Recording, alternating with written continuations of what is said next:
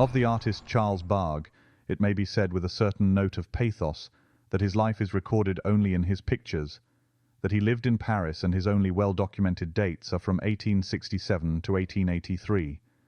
He won medals as a lithographer in 1867 and 1868, was a pupil and devoted follower of Jean Leon Gerome, with whom he had been engaged in the preparation of the hugely popular Course of Designs for Schools.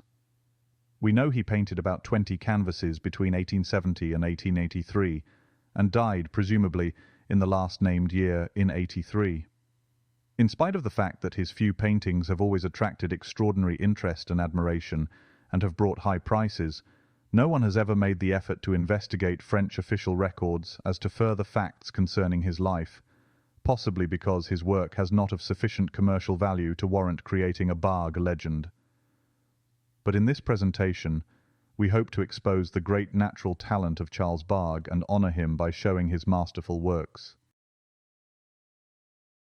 What we know is that he was a pupil of Gerome, but stylistically and naturally gifted somewhere between that master and Meissonier was Charles Bargue, the date of whose birth is not definitely known, but who died in 1883 unhappily in great need.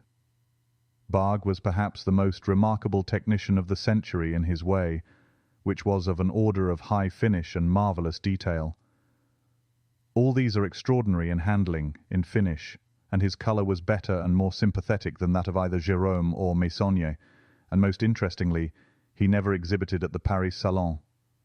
In order to piece together his early beginnings so far as his artistic journey is concerned, we find he was an accomplished etcher.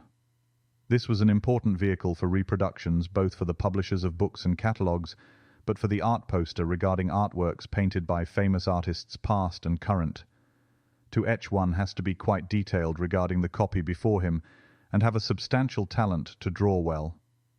Gerome was his senior by just a few years, but his training was extensive, having been a favourite pupil of Paul Delaroche, following that entering the atelier of Charles Gleyre, while preparing for competition of the covetous Prix de Rome. Gerome was also recognized to be one of the most revered and intelligent painters of his time, working primarily on a smaller scale, and later to become an accomplished sculptor. So, it would not be surprising that Bargue would join Gerome on whatever projects were being accomplished at the atelier.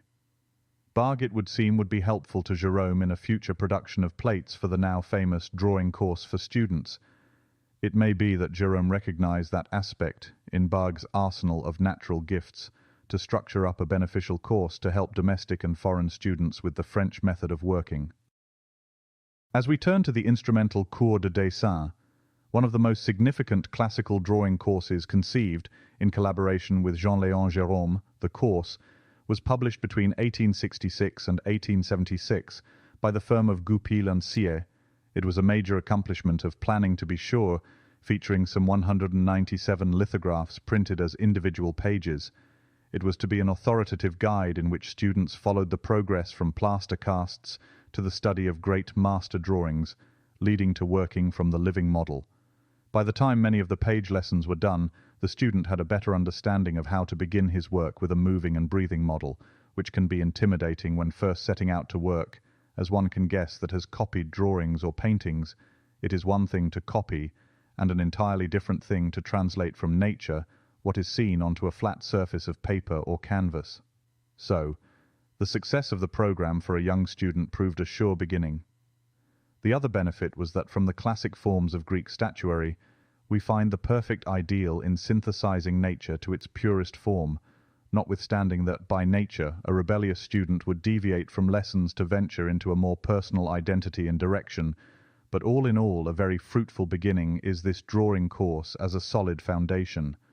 In Bargue's work concerning the casts on paper, we see in the fluid pose how he translates a living model and how natural the feeling of life is. With exquisite linear design and subtle modelling of form, he perfectly renders with the simplest of means the volumes, artfully animated whether clothing or the figure itself.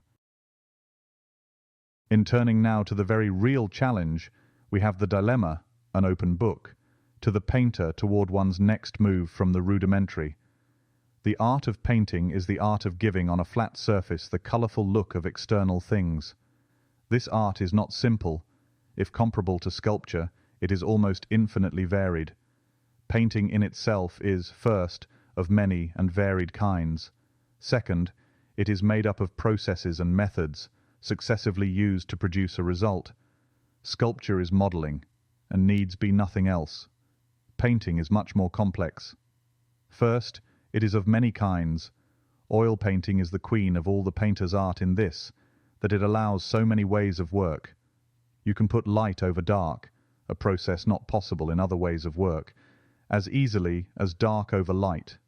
You can even do first one and then the other, working from a dark ground up to higher lights, and then putting in dark touches at pleasure, and then you can use your pigment very dry and get powdery effects, or very wet and shiny, and so get luster, and each of these is a legitimate and valuable way of working.